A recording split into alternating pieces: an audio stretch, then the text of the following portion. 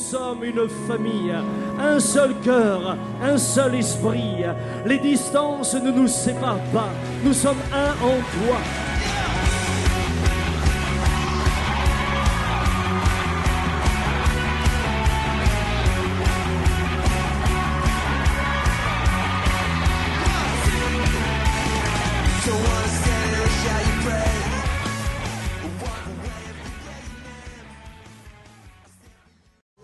Seigneur, nous te bénissons ce soir pour tout ce que nous avons vécu là, ce temps d'adoration, ce temps de grâce, et nous te bénissons pour la fin de cette période de jeûne 2014, que toute la gloire te revienne au nom de Jésus. Amen. Alors, nous disons merci au Seigneur pour ce que nous avons eu à partager cette semaine, et le dernier message du jeûne sera intitulé « Quand le ciel est ouvert, le miraculeux devient possible ». Quand le ciel est ouvert, pas quand le ciel s'ouvre, quand il est ouvert, le miraculeux, tout devient possible. Tout devient possible. Parce que sous le ciel ouvert, alors la gloire de Dieu se manifeste. Et pour cela, bien-aimés frères et sœurs, nous allons ouvrir dans Jean 1. On va aller directement sur le message, dans Jean 1. Et au verset 51, le dernier verset de Jean 1, nous voyons donc ce passage qui dit simplement, ici, c'est Jésus qui parle quand il a rencontré Nathanaël sous le figuier, et il dit à Nathanaël, en vérité, vous verrez désormais le ciel ouvert et les anges de Dieu monter et descendre sur le Fils de l'homme. Quelle déclaration importante. Jésus nous révèle quelque chose d'important ici. Dans les débuts de Jean 1, Jean-Baptiste nous donne le témoignage que lui, il ne connaissait pas Jésus, pas physiquement parce qu'ils sont des parents, mais il ne le connaissait pas comme le Messie, c'est lui qui devait venir. Il savait que c'est son parent. Mais il dit, je ne le connaissais pas, mais celui qui m'a envoyé baptiser d'eau, celui-ci m'a dit, celui sur qui tu verras l'Esprit descendre et s'arrêter, c'est celui qui baptise du Saint-Esprit. Et il dit, Jean rendit ce témoignage, j'ai vu l'Esprit descendre du ciel comme une colombe et s'arrêter sur lui. Dans le passage de Luc 3, 21, il est dit, quand Jésus pria, le ciel s'est ouvert, et le Saint-Esprit est descendu. Et ce qu'il résume ici à Nathanaël, il dit, c'est un principe, il dit, en vérité, vous verrez désormais le ciel ouvert et les anges de Dieu monter et descendre sur le Fils de l'homme. Quand il a fait cette déclaration-là, comme la Bible est découpée en chapitres, souvent on s'arrête là-bas, on croit que c'est un point final. Ce sont ceux qui, dans les temps modernes, ont voulu rendre la Bible lisible, du moins ceux qui ont fait les chapitres et ont numéroté les versets. Personne n'a jamais écrit une lettre d'amour à sa fiancée en 10 chapitre 1, verset 25. Chérie, je t'envoie, maintenant lis mon chapitre 1, verset 25 de mon amour pour toi.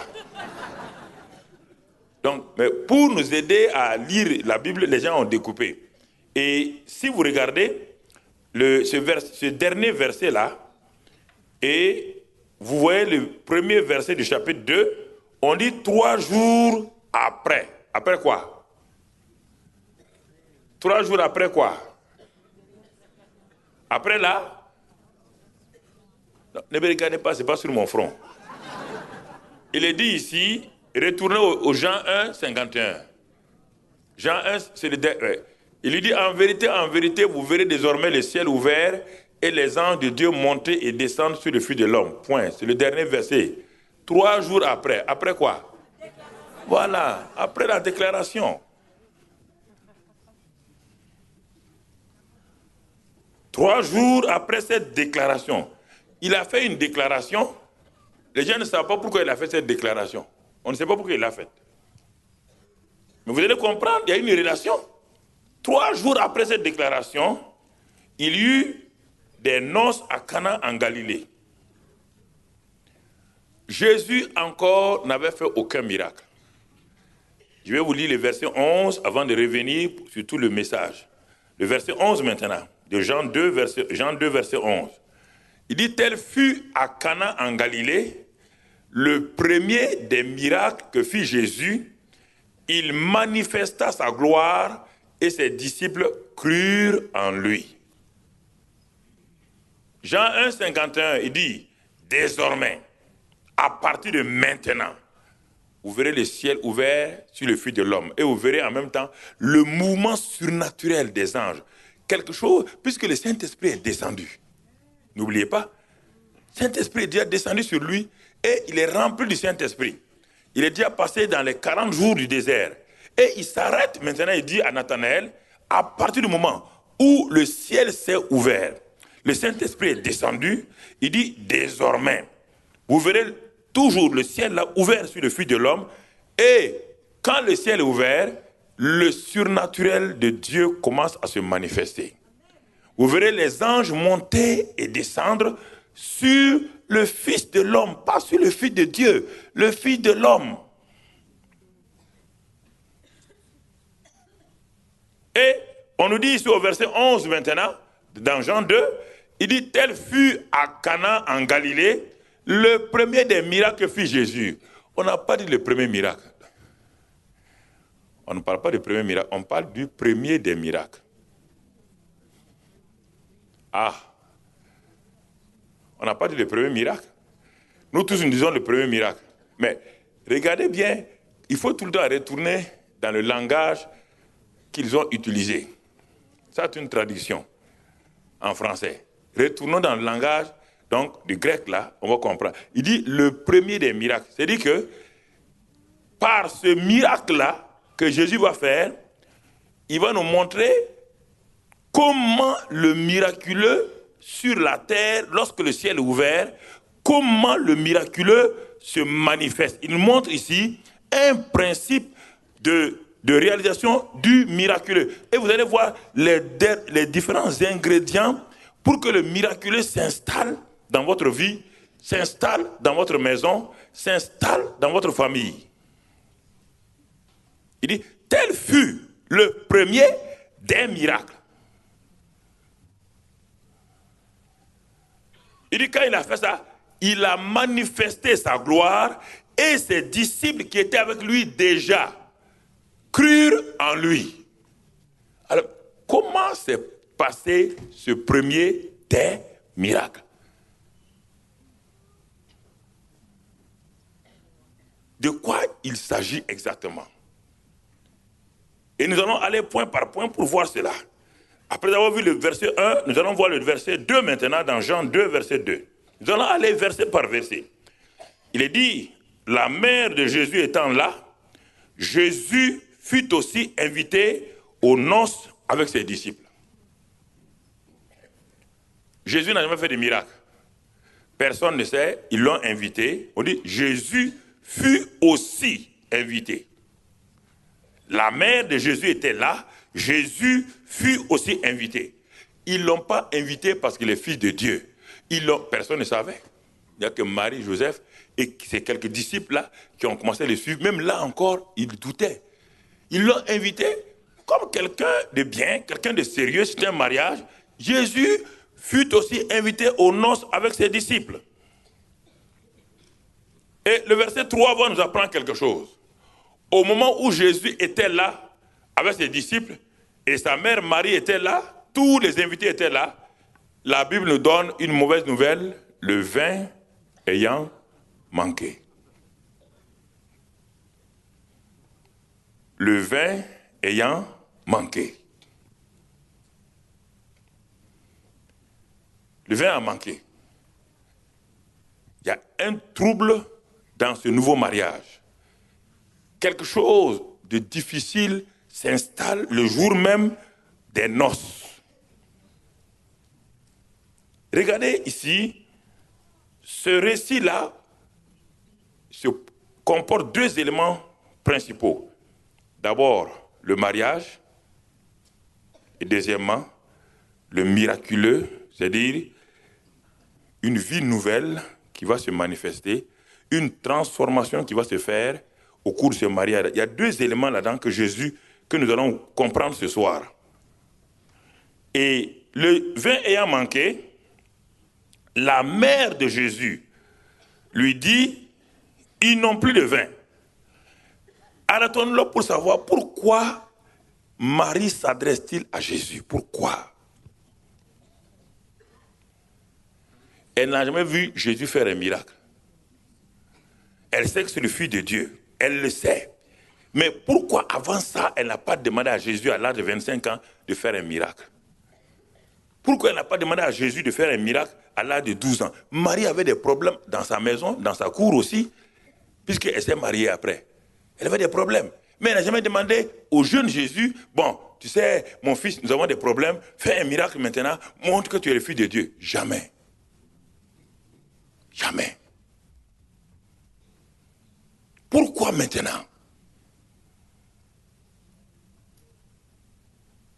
Quand nous lisons la Bible, nous devons nous arrêter, mais pourquoi c'est maintenant que Jésus et Marie demandent? Il y a deux éléments auxquels Marie a assisté.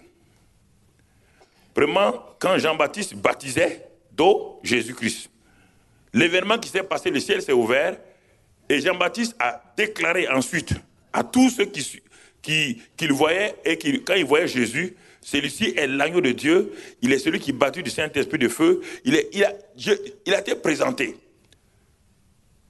Et maintenant, le vin ayant manqué, et Jésus ayant dit lui-même, 3 jours avant cette cérémonie-là, il a dit, désormais, vous verrez le ciel ouvert sur qui? Sur moi. Et comme le ciel est ouvert là, ça veut dire quoi? Les bénédictions de Dieu vont se manifester. Quand le ciel est fermé sur ta tête, dans l'Ancien Testament, quand le ciel était d'airain, il n'y avait que des jugements. Quand le ciel s'ouvrait, il y avait des bénédictions. Maintenant, Jésus dit, tant que moi je suis sur la terre, le ciel demeure ouvert sur moi. Et là où il y a le ciel ouvert, il y a une relation, comme l'histoire de Jacob.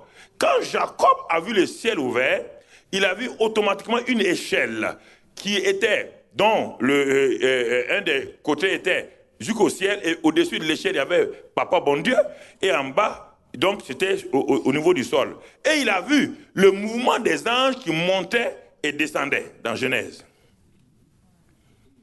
Il a vu cela. Cette échelle-là, maintenant quand on prend le récit de Jacob, on voit les mêmes éléments. Le ciel est ouvert, le Père a parlé, le Fils est sur la terre, comme Jacob. Il est sur la terre. Mais on regarde où est l'échelle. Cette échelle-là, c'est lui-même, c'est cette relation que le Saint-Esprit maintenant va se manifester entre le ciel et la terre pour que désormais le miraculeux devienne possible aux gens, pas à n'importe qui, mais au Fils de l'homme. Au Fils de l'homme. Alors, ayant dit cela, Marie s'adresse à lui. Et c'était le temps propice. Marie s'adresse à lui. Mais il y a des choses que les gens croient que c'est une contradiction. Il n'y a pas de contradiction. Puisque le problème, nous les évangéliques, qu'est-ce que nous disons? Jésus répondit, ils n'ont plus de vin. Jésus, verset 4, Jésus lui répondit, femme, qu'y a-t-il entre toi, moi et toi? Et tout de suite, tous les évangéliques sont sur ça. C'est cette phrase-là qu'on aime. On aime discuter. Que Jésus a dit, ouais, Jésus a dit, femme, qui a-t-il? Donc ça veut dire que non, faut pas s'opposer à la doctrine de quelqu'un d'autre en prenant l'autre opposé. Vous avez vu, Marie n'est qu'une simple femme. Non, attendez. Si vous voulez aller comme ça, vous allez tomber dans des pièges. Certains ont dit que Marie est tant. Vous ne dites pas, comme ils ont dit ça, Marie, nous disons Marie est comme ça. Non, laissons le terme exact. C'est le problème là, c'est pas que Marie est ceci ou cela. Le problème ici, c'est pour nous enseigner. Elle va nous enseigner quelque chose. Elle va nous enseigner quelque chose. Elle est disciple de Jésus. N'oubliez pas. Ici, là, elle ne fonctionne pas. Elle est disciple de Jésus. Et il y a une révélation que Marie a. Il y a une révélation qu'elle n'a pas été enseignée. Personne ne l'a enseignée dans la synagogue ce que Jésus devait faire. Mais elle est enseignée par le Saint-Esprit. N'oubliez pas que le Saint-Esprit a mis cet enfant dans le sein de Marie. Marie est enseignée par le Saint-Esprit. Dès que le Saint-Esprit est descendu sur Jésus-Christ et que maintenant elle voit donc ce jeune homme-là, elle s'adresse, elle fait une pétition. Elle fait une demande à Jésus. Mais Jésus lui répond, vous voyez bien, encore une phrase ambiguë, mon heure n'est pas encore venue. Alors, s'il dit mon heure n'est pas encore venue, et pourtant il va faire. Faites attention quand Dieu parle. Son heure n'est pas encore venue. Mais n'oubliez pas qu'il a déjà dit 3 jours auparavant que désormais vous verrez quoi? Ciel ouvert, et les anges monter et descendre. Les anges monter et descendre sur le Fils de l'homme. Et allons point par point pour que nous puissions progresser. Je ne veux pas... Bon, il m'a dit de faire 3 heures, mais ce soir-là, je ne veux pas faire 3 heures. Je crois que... nous avons déjà reçu beaucoup de choses avec les enseignements que vous recevez les matins, avec les prières. Il ne faut pas aller plus que ça. Vous avez reçu de très bons enseignements les matins avec la prière. Mais je vais aller de façon très brève, et puis on va prier, et il y a des pasteurs, tous les pasteurs sont là. Ce qui est important, que nous puissions comprendre que nous devons... Ça, c'est le plat à emporter. C'est le plat que vous devez emporter chez vous. Bon, on vous a servi ici, les pasteurs vous ont servi, ils vous ont servi les meilleurs plats et tout. Bon, maintenant, on vous dit, bon, on vous donne le plat pour emporter. Et vous devez aller le manger chez vous, vous-même. Vous allez le... En tout cas, oui, c'est ça qu'on vous dit. Donc, ici, il est écrit maintenant, il dit, sa mère, dès qu'il a dit ça, sa mère dit au serviteur, faites ce qu'il vous dira. Quelle révélation. Faites ce qu'il vous dira. C'est le principe de base du miraculeux quand le ciel est ouvert sur vous. Ça, c'était au temps de Jésus. Le ciel était ouvert sur Jésus, sur le Fils de l'homme. À la Pentecôte, le même ciel a été ouvert sur nous. Et depuis ce temps-là, le ciel n'est pas fermé. Tant que Jésus était sur le cas de Jésus, tant qu'il était sur la terre, pendant les 3 ans et demi de son ministère là, le ciel est resté ouvert par le Saint-Esprit est venu en lui. Il était la seule personne qui était habitée par la personne du Saint-Esprit. Personne n'avait ça. Si quelqu'un, quand on parle que Jean-Baptiste était rempli du Saint-Esprit, on ne parle pas de la personne du Saint-Esprit. Jean-Baptiste n'était pas né de nouveau, puisqu'il n'est même pas citoyen du royaume. Mais la seule personne qui avait la personne du Saint-Esprit en lui, c'était Jésus. Et tant qu'il était sur la terre, le ciel est resté ouvert. Et quand il est remonté, le ciel a été fermé. Et il dit maintenant, quand je monterai, je vous enverrai le Saint-Esprit. Alors, s'il dit qu'il va nous envoyer le Saint-Esprit, c'est vrai que le Saint-Esprit est... Il a fait quoi? Il est remonté. Ou bien? Il est remonté. Le Saint-Esprit est avec Jésus pendant son temps. Et quand il est monté pour présenter au Père, et il a été enlevé, donc dans Acte 1, le Saint-Esprit est monté avec lui. Et maintenant, Pierre, le jour de la Pentecôte, dit, c'est Jésus qui a été fait Seigneur et Christ. Il a été fait Seigneur et Christ. Ce n'est pas son prénom. Christ n'est pas son prénom. C'est sa position donc céleste. Jésus, c'est celui qui est venu sur la terre, qui est mort à la croix de Calvaire. Christ, c'est celui qui, maintenant, comme Jean-Baptiste l'a dit, il vous baptisait le Saint-Esprit. Donc, c'est 2 fonctions différentes. C'est la même personne. Jésus, le Christ. Maintenant, le Saint-Esprit descend. Quand il descend, le ciel est ouvert. Et les gens ont été remplis du Saint-Esprit. Ce que Jésus a dit dans Jean 1,51 est valable pour toi et moi maintenant. Il n'a pas dit que le Saint-Esprit est sur Dieu, sur le Fils de Dieu. Il dit sur le Fils de l'homme.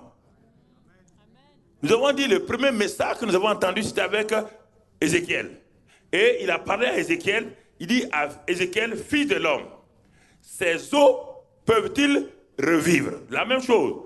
Je termine le même message. J'ai commencé par Ézéchiel, en parlant du Fils de l'homme. Je termine aujourd'hui encore par le Fils de l'homme. Pour que nous comprenions qu'il n'y a pas quelque chose de spécifique, de spécial, qu'il n'y a rien d'extraordinaire quand nous sommes devenus enfants de Dieu et que nous avons le même privilège que Jésus-Christ. Jésus-Christ est allé dans Jean 17, il dit, comme le Père m'a aimé, il vous a aimé de la même manière. Le Père n'a pas aimé Jésus plus que vous et moi. Jésus le dit dans Jean 17. Et ça, c'est difficile aux chrétiens de comprendre. Il dit, le même amour que le Père a utilisé pour aimer Jésus dans le langage ordinaire, Jésus nous dit, de la même manière, il nous a aimés, de la même manière qu'il a aimé. Alors, quand nous comprenons ces vérités-là, nous sommes guéris de toute complexe d'infériorité. Nous sommes guéris de culpabilité. Nous sommes guéris de l'indignité que nous nous imposons. Nous sommes guéris en sachant que nous ne sommes pas indignes aux yeux de Dieu. Nous sommes guéris parce que pourquoi? L'amour que Dieu avait pour son Fils, il dit, il a le même amour. Le Fils, ça sort de la bouche du Fils. Il a le même amour pour nous. Alors, quand nous comprenons ces choses, nous commençons à nous établir avec une base sûre et certaine. Donc, Marie dit ici, faites ce qu'il vous dira.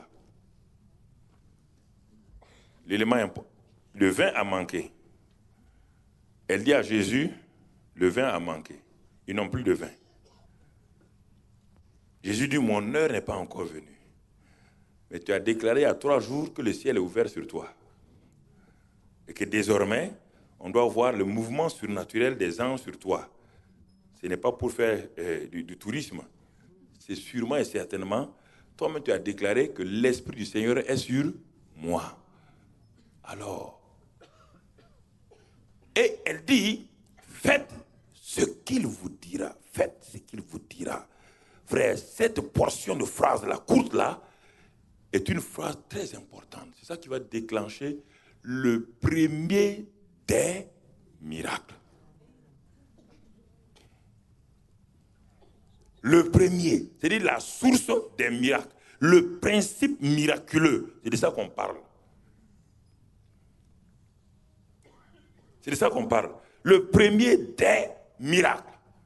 Et sur la base de ça, frère, quand j'ai commencé à pratiquer ça, j'ai vu dire, mais Seigneur, il dit, tel fut à Cana en Galilée, le premier des miracles que fit Jésus, et il manifesta sa gloire, et ses disciples crurent en lui.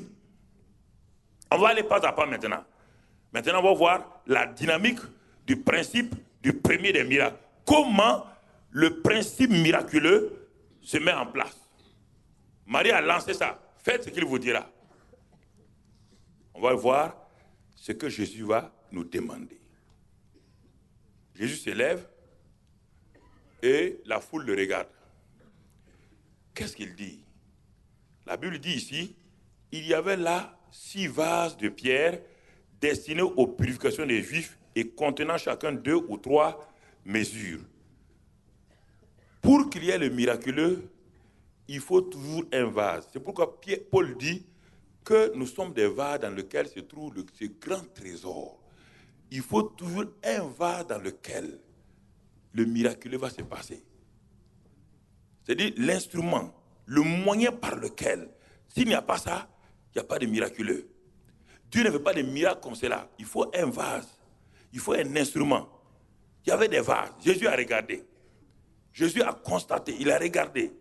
Et si vous retournez dans le 2e livre des rois, par exemple, tout juste pour vous donner une idée, quand Élisée est allé chez cette femme dont le mari était décédé et que cette femme de prophète a crié à Élisée que le créancier est venu pour prendre ses 2 enfants pour les vendre et pour en faire ses esclaves, l'homme de Dieu a dit à la femme, Madame, qu'avez-vous que voulez-vous que je fasse premièrement? Ensuite, il a dit, qu'avez-vous chez vous? Qu'avez-vous chez vous? Le miraculeux, si vous regardez, Dieu dit à Moïse, si on retourne là-bas, depuis le commencement, Dieu dit à Moïse, Dieu veut faire des miracles, mais Dieu dit à Moïse, qu'as-tu dans la main? Il faut que vous compreniez ça. Qu'as-tu dans la main? Dieu n'a pas besoin de faire des miracles, mais Dieu veut un point de contact. Dieu veut que, puisque nous sommes les hommes, il veut que nous comprenions certaines choses, parce que s'il parle de façon générale, on ne comprendra pas. Il dit à Moïse, qu'as-tu dans la main? Moïse a dit à un bâton, il dit ça suffit, avec ça on va faire des miracles. C'est avec ça que nous allons, que tu vas battre le pharaon. Mais Moïse connaît bien l'armée de pharaon. Il a grandi là-bas. C'est l'armée la plus puissante du monde, comme aujourd'hui les États-Unis. c'est le pays le plus puissant. Un simple bâton, c'est ça le principe du miraculeux. Le principe miraculeux se base sur le vase, l'instrument que Dieu va utiliser. Et si vous regardez toute la Bible, là, c'est rempli de choses comme cela dans le miraculeux. Et cette femme veuve, là, Élisée lui dit, qu'as-tu chez toi? Elle s'attendait que Élisée vienne, que Élisée prie et qu'il fasse des miracles pour lui donner quelque chose. Non, Élisée dit, qu'avez-vous chez vous? Elle dit, bon, je n'ai qu'un simple vase. Élisée dit, ça suffit. Jésus regarde les vases qui sont là. Il les regarde. Les gens disent, mais qu'est-ce qu'il regarde? Jésus cherche un vase. Et tu es ce vase. Et ce vase-là, on dit qu'il servait aux purifications des Juifs. C'est pour les ablutions des Juifs. C'était un vase qui est presque inutile, qui n'a pas de grande valeur, sauf qu'on met l'eau là-dedans. Quand on a fini de l'utiliser, on le met de côté. Et c'est ce vase-là que Jésus regarde attentivement. Il faut comprendre ce que je vais vous dire ce soir-là.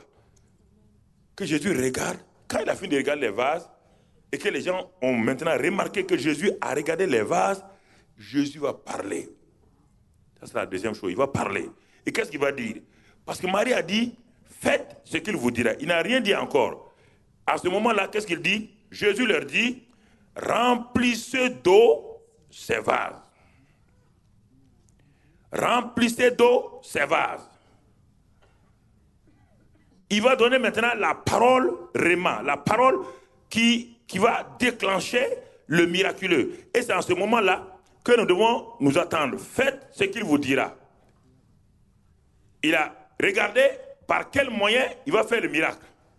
Il a vu les vases. Il a trouvé les vases. Et maintenant, il va commencer la dynamique. Il dit, remplissez d'eau ces vases. Deuxième chose, pour que le miraculeux se passe, quel que soit le vase que vous pouvez être, si vous n'êtes pas rempli de l'eau de la parole, rien ne peut se faire. Jésus ne viendra pas de façon magique s'arrêter sur un vase vide, faire comme Naaman voulait que Élisée fasse.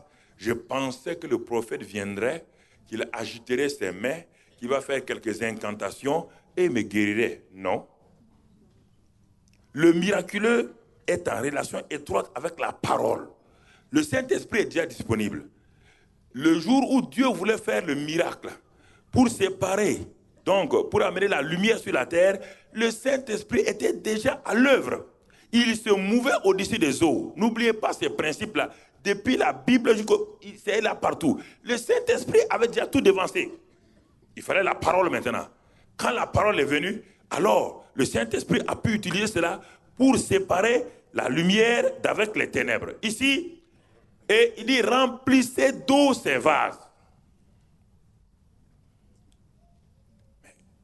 Dans la tête des gens, des vases servant à la purification. De l'eau dans ces vases. Mais les gens se posent la question, mais qu'est-ce qui se passe? Le principe du miraculeux, frère, quand vous le comprenez, c'est comme cela que Dieu fait. Dieu cherche un vase toujours disponible. Quelqu'un qui est disponible. Et qui va se laisser remplir de l'eau de la parole. Mais cette eau-là, on cherche du vin. Mais l'eau qui est dans ces vases-là, qu'on va mettre dans ces vases-là, c'est un liquide incolore, inodore et sans goût. La parole de Dieu parfois est comme cela. Quand vous remplissez de ça, vous la trouvez incolore, fade. Mais Dieu dit, remplissez d'eau ces vases. Si tu n'es pas rempli de la parole, et écoutez frère, d'autres choses, Jésus dit, si on chasse le démon de quelqu'un, cette personne-là est la maison du démon. Même les démons ne peuvent pas opérer. Aucun démon ne peut opérer sans corps, sans vase. Et remarquez, Jésus dit cela, il le dit aussi avec les Gadaréniens. Il fait la même chose. Le miraculeux, Dieu cherche toujours un vase qu'il doit remplir Et les démons aussi cherchent un vase qu'il va remplir. C'est le même principe. Le principe du miraculeux, dans le positif comme le négatif, c'est la même chose. Jésus dit que si un démon sort de quelqu'un, il s'en va dans les lieux arides, il devient impuissant. Il ne peut pas opérer. Qu'est-ce qu'il fait? Il prend 7 autres démons et vient retrouver la maison. S'il vient trouver la maison vide, qui n'est pas occupée, la maison n'est pas remplie de la parole, de la présence de Dieu, il dit que ce démon-là revient avec ses 7 autres amis et il remplit cette maison et la situation de la personne sera pire qu'avant. Quand Jésus a chassé les démons du Gadarénien, les démons ont supplié Jésus. Mais permets-nous, écoutez frère, le miraculeux, que ce soit de Satan ou de Dieu, c'est toujours le même principe. Satan a perverti simplement les choses de Dieu.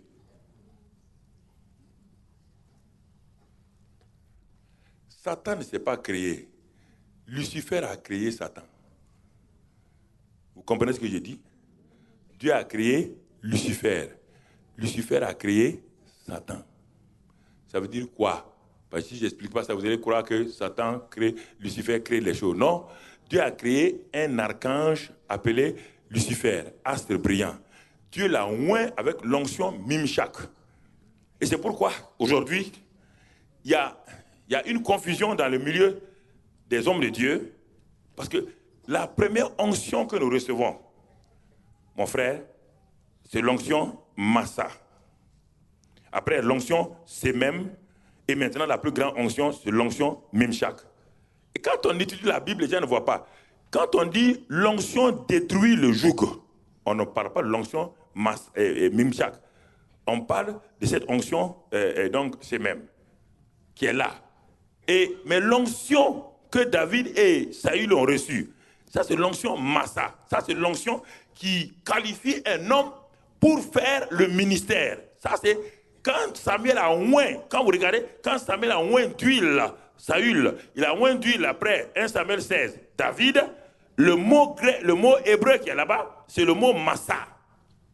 Et quand Aaron et ses enfants ont été oints, c'est toujours Massa. Ça c'est l'onction de service. Ça c'est le premier niveau de l'onction. Et beaucoup de gens restent là-bas. L'onction c'est même, ça c'est Ésaïe 10, 27. L'onction détruit le joug. Ça, c'est le deuxième niveau. L'onction détruit le joug. Mais si tu as l'onction Massa et tu es passé, tu as grandi dans l'onction Semem, si tu as détruit les jougs, là, comment tu vas opérer? L'onction Mimshak, c'est l'onction qui nous permet, c'est l'onction d'expansion. Et c'est ça, cette onction que Lucifer a utilisée, qu'il a travesti, et quand il est devenu Satan, et qu'il a utilisé maintenant, et qu'il donne cette onction-là à tous ces gens, comme je vous disais l'autre jour, dans les royaumes qu'il a installés. Et c'est ça qu'il a proposé à Jésus. Il dit à Jésus, si tu m'adores, il te donne tous ces royaumes-là. Cela m'a été donné. Et c'est 7 royaumes. Il a dit les royaumes. Mais Jésus a amené l'onction Mimshak, l'onction d'expansion du royaume. L'onction qui ne s'arrête pas au joug. L'onction qui n'est pas seulement pour le service, qui vient du baptême du Saint-Esprit. C'est la porte d'entrée.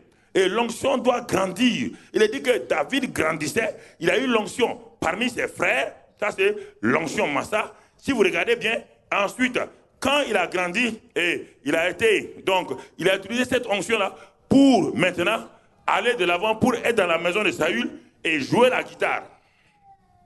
Quand Saül avait des démons, il jouait la guitare. Et les démons partaient.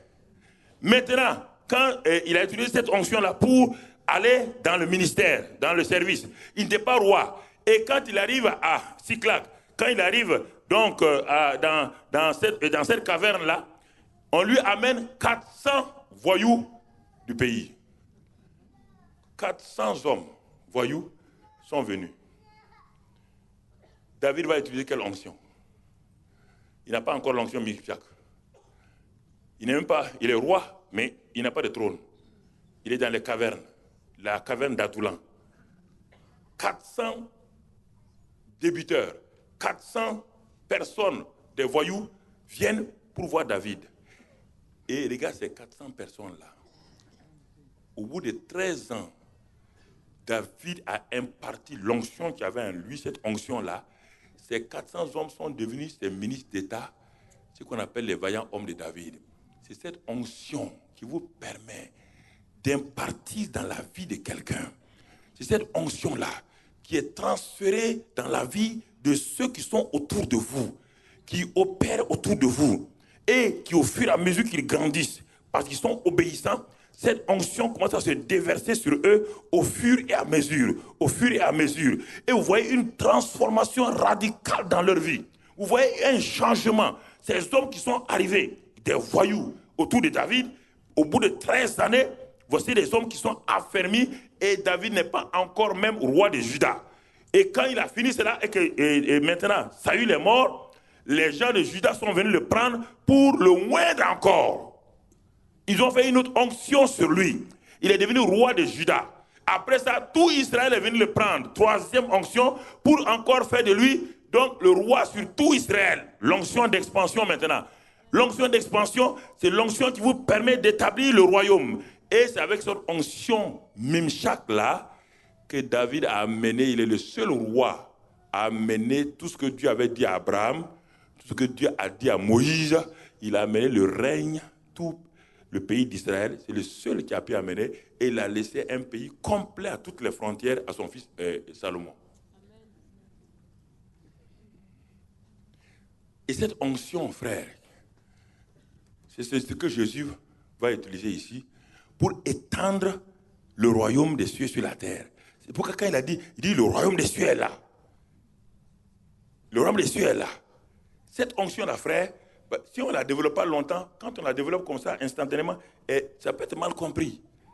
Mais c'est une onction qui grandit. Il dit que David grandissait en grâce, mais dès qu'il a reçu l'onction, Jésus, quand il a reçu l'onction, l'Esprit du Seigneur est sur moi, regardez-le en train d'aller. Et il a étendu le royaume des cieux. Et il a donné cela à ses disciples en disant, cette onction-là va venir sur vous et vous allez étendre mon royaume. C'est pourquoi quand on lit dans la Bible, il faut bien comprendre les termes que les gens utilisent. Dans le français, c'est le même mot onction. Mais dans l'hébreu et le grec, ce n'est pas les mêmes mots. Ce n'est pas les mêmes mots. Et alors, on se dit, mais j'ai l'onction, tu as l'onction. Mais pourquoi il y a des gens qui ont une onction spécifique? Pourquoi? Ils ont grandi en recevant le premier niveau d'onction qui vient lorsque nous avons le baptême du Saint-Esprit. Le Saint-Esprit vient à nous. Mais par l'obéissance, cette onction grandit. Par l'obéissance, cette onction grandit. Par l'obéissance, cette onction grandit. Et le ministère grandit en même temps. Le ministère grandit avec cette onction-là. Et ça, c'est important. Mais les gens qui commencent le ministère avec la même onction, ils meurent avec la même onction. C'est une onction qu'ils entretiennent tout juste. Et ça leur permet de tenir une église de 200 membres. Ils s'en sortent bien. Et Dieu ne leur en veut pas. Mais parce que cette onction-là est en relation avec l'obéissance. L'onction Mimshak vient là où il y a l'obéissance. Alors, nous voyons ici, donc, Jésus qui dit, il dit, bon, remplissez d'eau ces vases.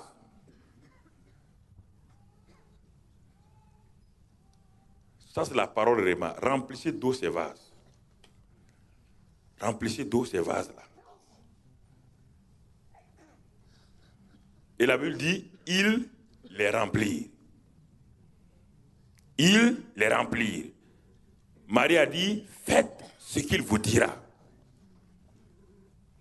C'est le principe du miraculeux. Faites ce qu'il vous dira. Et c'est pourquoi partout où il allait maintenant, ce principe était là. Il dit à un paralytique, lève-toi et marche. Même chose, vous voyez, non? Il dit au paralytique, lève-toi et marche. C'est le même principe ici, ça n'a pas changé. Ce qu'il a dit ici, là, c'est ça qu'il va faire partout maintenant. C'est le premier des miracles. C'est la première manière, l'élément de base fondamental pour qu'il y ait le miraculeux dans ta vie. Jésus, tout le temps, il dit, bon, va te laver à la réservoir de Siloé. Il n'a pas changé. Regardez, prenez les 4 évangiles, depuis ce premier miracle-là, tout le ministère de Jésus est sur ça. Tout. Vaut mieux lire les évangiles plusieurs fois pour comprendre ce que Jésus fait. Tout est dessus. Va va te montrer. Il dit aux 10 lépreux, allez-y vous montrer au sacrificateur. Même principe, faites ce qu'il vous dira. Allez-y vous montrer au sacrificateur. En allant, les 10 ont été guéris. Va te laver au réservoir Siloé. Il est parti se laver, il a commencé à voir. Il dit, jetez vos filets pour pêcher. Toujours, le même principe miraculeux. Jetez vos filets pour pêcher. Il jette le filet, il y a des poissons. Il dit à Pierre, prends la maison, va dans la rivière, jette. Le premier poisson que tu vas prendre, Pierre s'en va, il jette, et il y a le poisson avec l'or dans la bouche. Faites ce qu'il vous dira. Faites ce qu'il vous dira.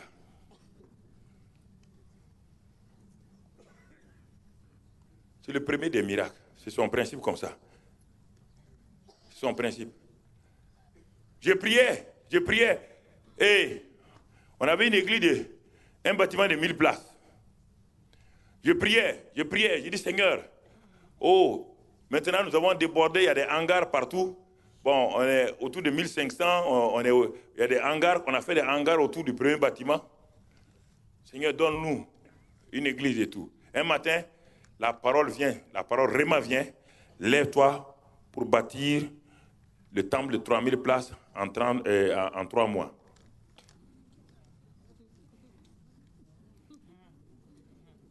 Non, écoutez, faites ce qu'il vous dira. Ma compréhension, ce n'est pas possible. Je ne suis pas ingénieur en génie civil, je ne connais pas le béton, je ne sais rien. Il me dit une église de 3000 places en 3 mois. Et sans emprunt, sans argent. Non, écoute, non, je vais vous parler sérieusement. C'est à partir de ça, faites ce qu'il vous dira là. Quand j'ai commencé à comprendre ça, alors quand je suis sorti de ma chambre, j'ai appelé notre architecte. Il y a un chrétien qui est architecte chez nous. Il dit, bon, faites-moi le plan d'une église de 3000 places. Il est parti faire. Il a évalué tout. Il est venu me donner le montant. Il m'a dit, pasteur, ça fait en gros 500 millions. Donc, en France, c'est pas là-bas, 500 millions. Ça, c'est comme vous, ici, vous dites 1 million d'euros. C'est la même chose. Donc, et puis en 3 mois, sans emprunt bancaire. Non, écoutez, frère, quand c'est comme ça, ou bien vous pensez que vous êtes fou, ou bien la voix qui vous a parlé ne vient pas de Dieu. C'est sûr. Je suis sorti de ma chambre, quand l'architecte a amené les plans et tout, j'ai appelé des frères, 7 frères, pour faire le comité de construction de l'église. Il y avait des comptables, il y avait des ingénieurs du bâtiment, tout ça, ils sont venus, se sont assis autour de moi dans mon bureau. Je leur ai montré le plan, j'ai dit, mais voilà, le Seigneur nous dit de bâtir ce bâtiment. Ah, j'étais content, mais il dit, bon, et puis ensuite c'est 3 mois. Ils m'ont dit, non, pasteur, un bâtiment comme ça, 3 mois, parce que le béton, déjà, pour le mettre, pour que ça soit solide, il faut tant de jours. Je leur ai dit, mais Dieu a fait le monde en 7 jours.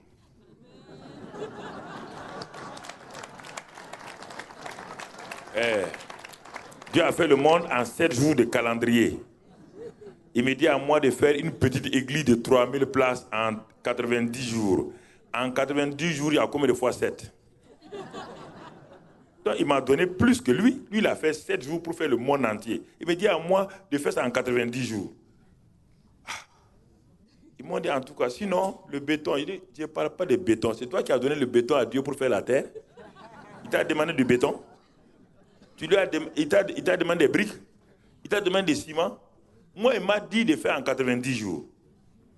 Bon, ils ont dit, bon, ok, très bien. Bon, si Dieu a dit ça, dit pasteur, bon, tu as de l'argent, hein? Ils étaient assis là, en demi-cercle.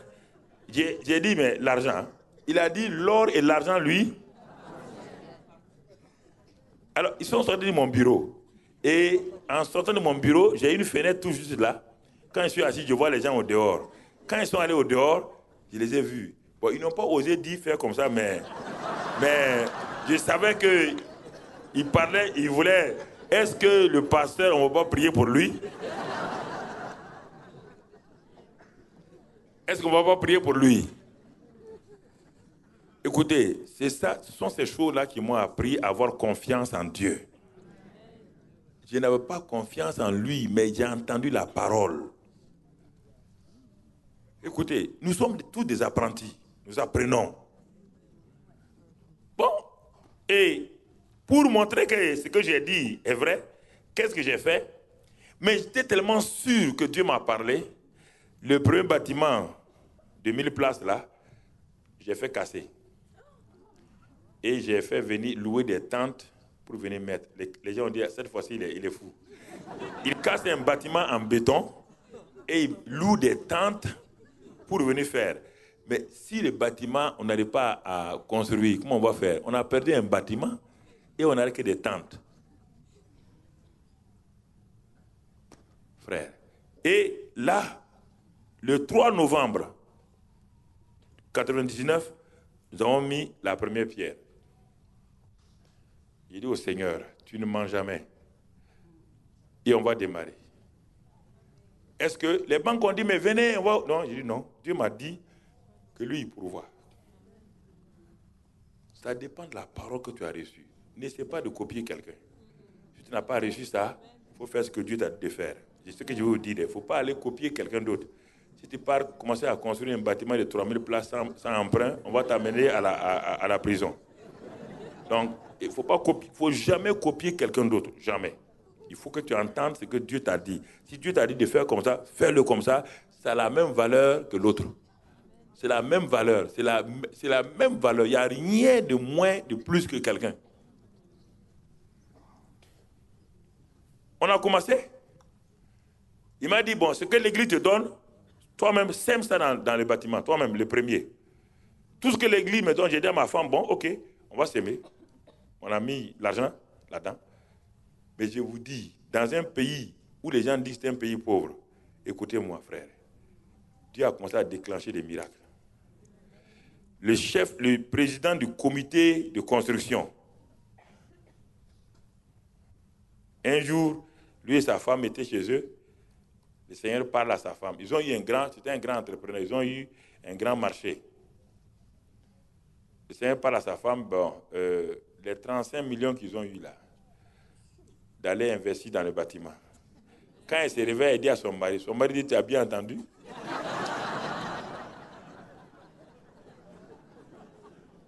Est-ce que tu n'as pas été impressionné par... Non, elle dit non.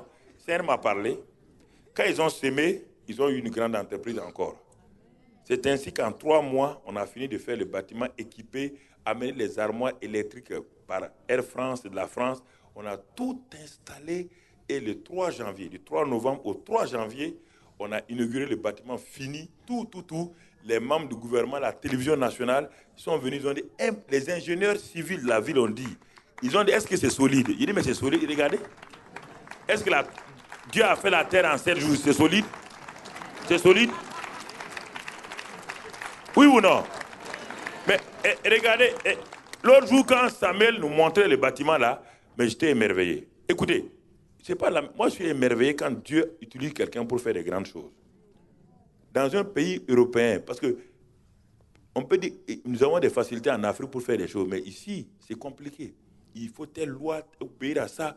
Et quand je vois ce qu'il nous a montré hier, mais j'étais dans l'extase, j'ai dit, mais formidable, ce jeune homme-là, Dieu lui a donné une foi ferme. Moi, j'apprécie ça. Il a reçu, non, mais c'est pas lui, il a hérité de papa Jean, donc faut pas...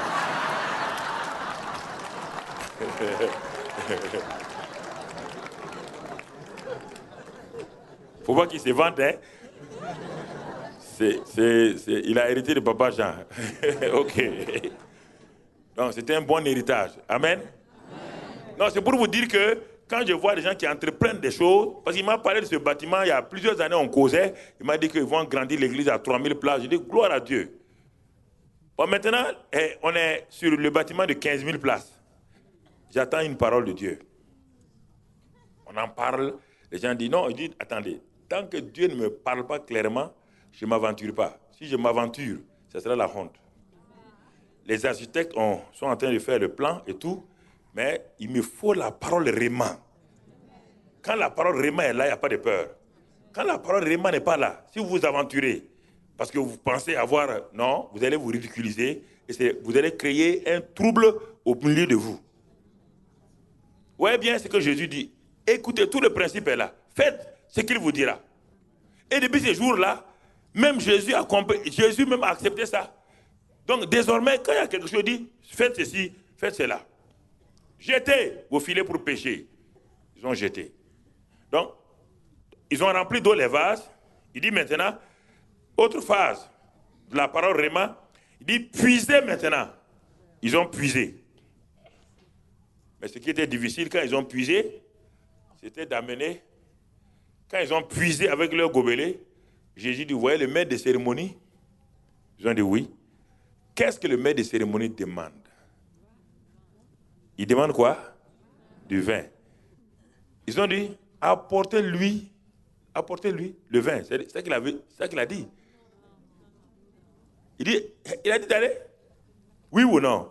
Qu'est-ce qu'il a dit? Écoutez la phrase qui suit. Qu'est-ce qu'il a dit? Il dit, partez et portez à l'ordonnance, et puisez maintenant, leur dit-il, et portez-en à l'ordonnateur du... Ils ont puisé quoi? Il a dit de porter quoi à l'ordonnateur? L'ordonnateur veut quoi? Faites ce qu'il vous... L'ordonnateur veut du vin. Et ils ont de l'eau ici. Il a dit d'apporter cette eau-là à l'ordonnateur. Mais ceux qui sont là savent que l'ordonnateur veut du vin. Ah, c'est le combat maintenant. C'est ça qu'on appelle le combat de la foi. Les 10 mètres qui séparent l'ordonnateur avec ceux qui ont les gobelets, c'est le plus grand combat de la foi. Le cerveau se met en branle. Est-ce que ça ira? Est-ce que ça marchera? Et ceux qui avaient les gobelets, il y avait plusieurs. Et celui du milieu a demandé, mon ami, qu'est-ce que tu as? Il dit de l'eau. C'est de l'eau que tu as. Tu es sûr? Il dit, oh oui, c'est de l'eau. Mais qu'est-ce qu'on fait? Qu'est-ce qu'on fait? Le monsieur a dit d'amener. Parce que les gens ne connaissaient pas Jésus. On le connaissait comme ça. C'est le premier des miracles. Il n'a jamais fait de miracles. Mais réfléchissez, frère. S'il avait déjà fait 3 ou 4 ou 5 miracles, ça va faciliter les choses. Quelqu'un veut du vin et un autre monsieur dit, puisez de l'eau, allez apporter au maître de cérémonie. Vous ne l'avez jamais vu faire un miracle? Personne.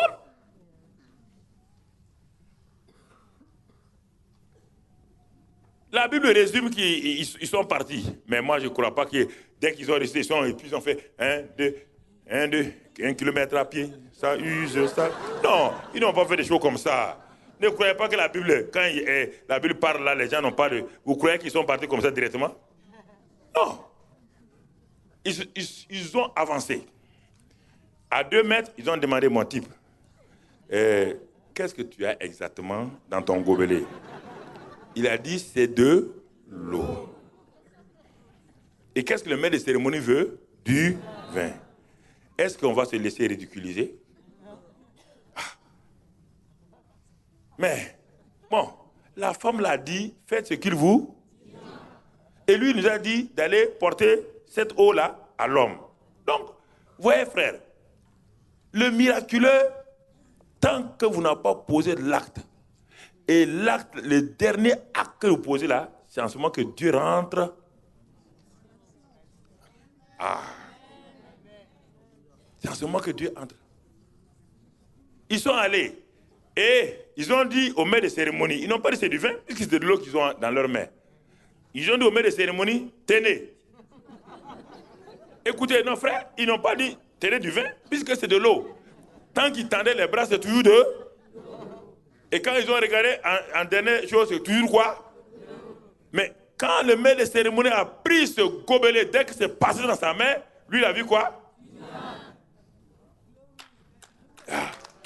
Mais quand il a dit, mais d'où vient ce vin-là? Les gens ont dit non, c'est pas du vin, on t'a mis de l'eau. Il dit, mais regardez, c'est de l'eau, c'est du vin. Mais ça vous fait rire, mais c'est, frère, mais c'est simple, en même temps complexe. Pas compliqué, complexe. simple. Complexe.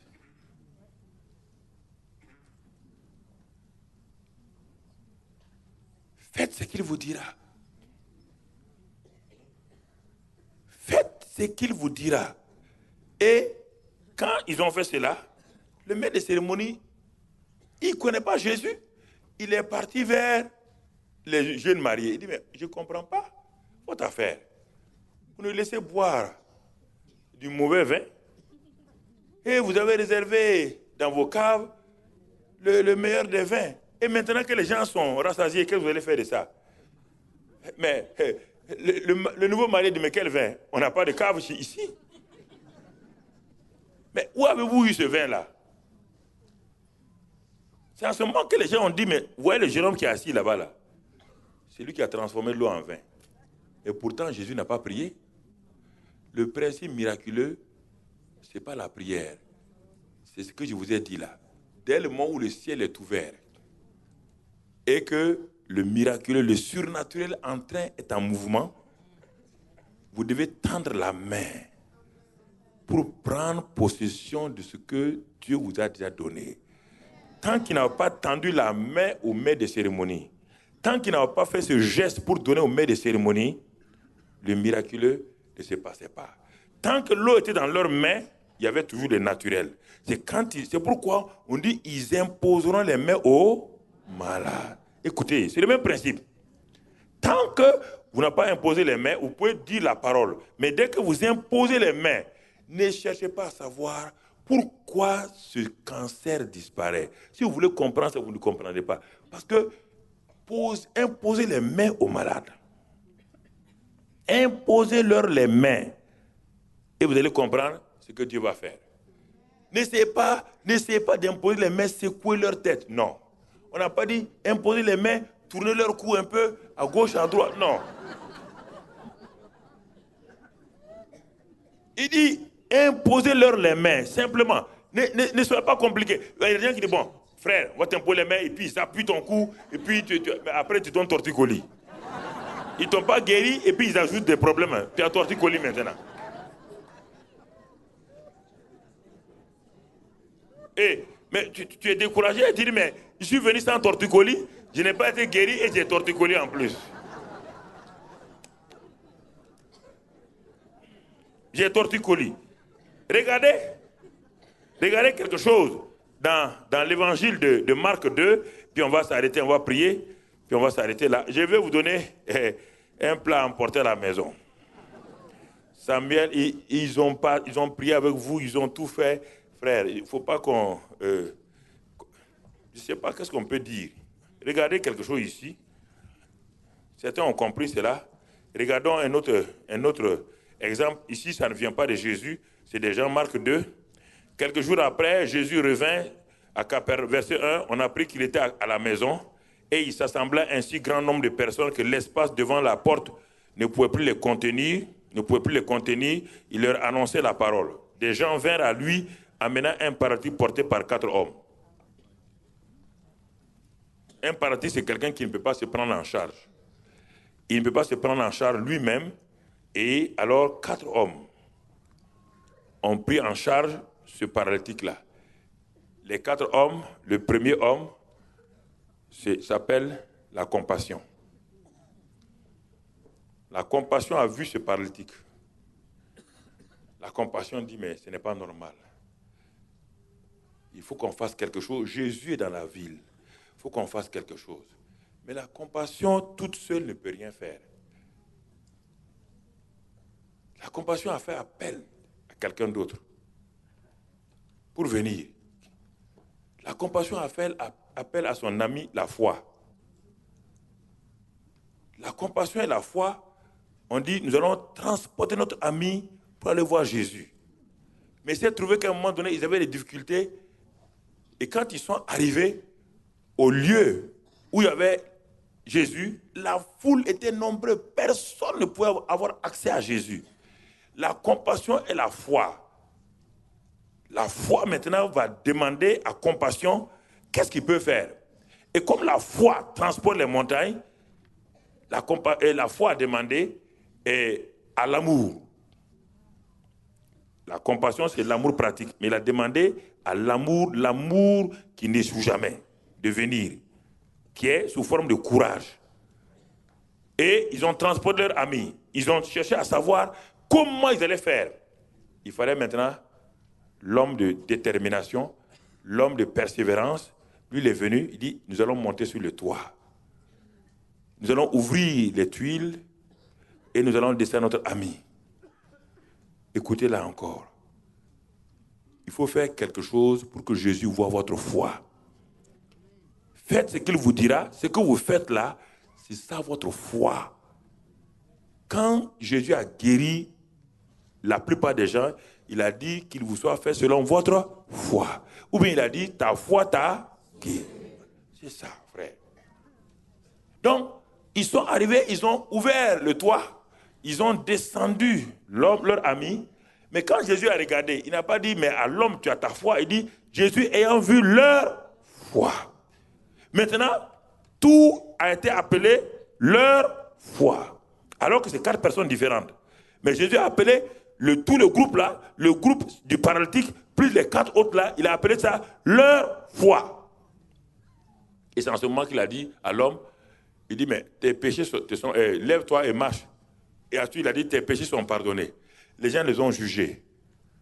Écoutons, frères, ce soir, ce que je voulais vous dire pour le dernier message, c'était simplement que vous sachiez que dans la vie, et quand nous sommes chrétiens, faisons confiance à ce que Dieu nous dit de faire. Si nous faisons confiance à ce que Dieu nous dit de faire, ça semble être illogique. Ça semble être quelque chose qui est de fou. Mais lorsque nous faisons ce que Dieu nous dit de faire, nous lui faisons confiance, alors Dieu agit. En tout cas, c'est ça, c'est ma petite expérience comme ça que je vous donne pour vous dire que si vous voulez voir des choses, en attendant le prochain jeûne 2015, entre les 2 jeûnes là, alors vous pouvez amener des témoignages en disant, mais oui, nous sommes venus au jeûne 2014. Nous avons entendu des choses. Ils ont prié pour nous. Les pasteurs nous ont enseigné les matins, au temps de prière. Il y a eu des sessions à midi. Il y a eu des sessions les soirs. Nous avons mis tout ça en pratique et nous avons commencé à expérimenter nous-mêmes, en tant que chrétiens laïcs, là, nous avons commencé à expérimenter le miraculeux, le surnaturel. Et votre foi va augmenter, votre foi va grandir. Et c'est ça que je voulais vous laisser comme message, parce que je me suis dit qu'il n'y a rien d'autre à ajouter, et si ce n'est que de vous encourager à faire ce qu'il vous dira, à faire ce qu'il vous a dit, à faire simplement, et quand vous le ferez, vous verrez la main de Dieu agir dans votre vie, dans votre famille. Donc, c'est pourquoi je vais m'arrêter là ce soir pour vous encourager et vous dire vraiment, frères et sœurs, que nous avons été très honorés d'être venus à cette grande semaine de prière qu'on nous a invités. Nous sommes très heureux et nous croyons que le Seigneur nous a bénis avec tout ce que nous avons entendu, tout ce que nous avons vu. Et nous prions que Dieu continue à vous bénir et que nous prions les uns pour les autres afin qu'en toutes choses, nous puissions nous revoir et quand nous allons nous revoir, que nous puissions avoir des témoignages à la gloire de Dieu. Que le Seigneur vous bénisse au nom de Christ Jésus. Amen.